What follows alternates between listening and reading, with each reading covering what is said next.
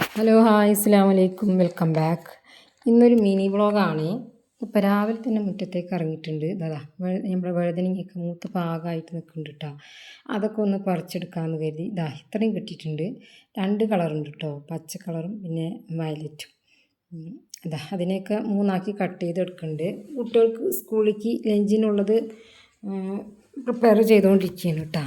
അതിലേക്ക് ഇതാ മഞ്ഞൾപ്പൊടി, മുളക് പൊടി, പിന്നെ ഉപ്പ്, ഇത്രയും ഞാൻ ചേർക്കുന്നുള്ളൂ. ഇതിലേക്ക് വേണമെങ്കിൽ ഉലുവപ്പൊടി ലേശം ചേർക്കുക, പിന്നെ കായപ്പൊടി ലേശം ചേർക്കുക, വിനീഗർ കുറച്ച് ചേർക്കുക, അങ്ങനെയൊക്കെ ചേർത്ത് മിക്സ് ചെയ്യുക. ഞാനിപ്പോൾ ഇത് മാത്രം ചേർക്കുന്നുള്ളൂ. ഇതിലേക്ക് ഓയിൽ ചേർത്തിട്ടാണ് മിക്സ് ചെയ്യുന്നത്.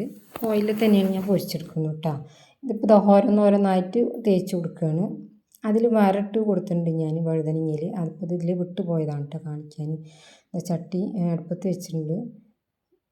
ഓയിൽ ഒഴിച്ച് കൊടുത്തിട്ടുണ്ട് ചൂടാവാൻ.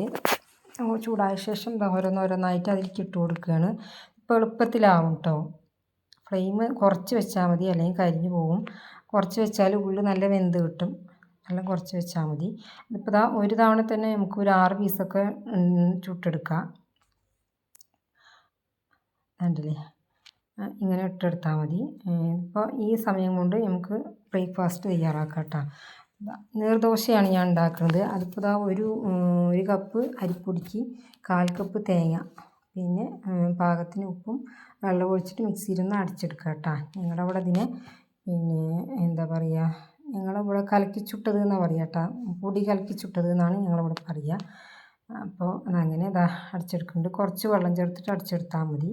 പിന്നെ അടിച്ചെടുത്ത ശേഷം നമുക്ക് കൂട്ടി ലൂസാക്കിയിട്ടെടുക്കാം. ഇപ്പോൾ അടിച്ചെടുത്തിട്ട് വരാം. അപ്പോൾ ഇനി ഇതിനെ വേറൊരു ബൗളിലേക്ക് മാറ്റിയിട്ട് നല്ലോണം ഒന്ന് ലൂസാക്കി എടുക്കണം കേട്ടോ. വെള്ളം നല്ലോണം അയവാക്കി എടുക്കണം. ഇത് നല്ല ശരിക്കും വെള്ളം പോലെ തന്നെ ആയിരിക്കണം ഇതിൻ്റെ മാവ് വേണ്ടത്. ഇതിലേക്ക് നമുക്ക് പാകത്തിന് ഉപ്പും കൂടെ ചേർത്തിട്ട് കുറച്ചും കൂടെ ഉപ്പ് ചേർത്ത് കൊടുക്കണം.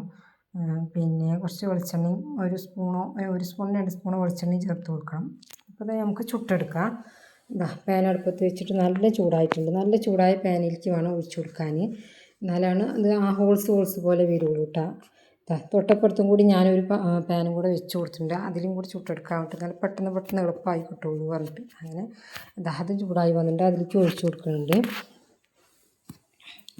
ഇവിടെ നമ്മുടെ അപ്പം ഇവിടെ ഏകദേശം ഇവിടെ സെറ്റായി വന്നുകൊണ്ടിരിക്കുന്നുണ്ട്. തേങ്ങാപ്പാലും നീർദോശയാണ് കേട്ടോ. ഇത് നല്ല കോമ്പിനേഷനാണ്.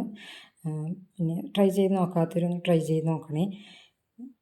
കുട്ടികൾക്കുള്ള ലഞ്ചിൻ്റെ പ്രിപ്പറേഷൻ അവിടെ നടന്നുകൊണ്ടിരിക്കുന്നുണ്ട്.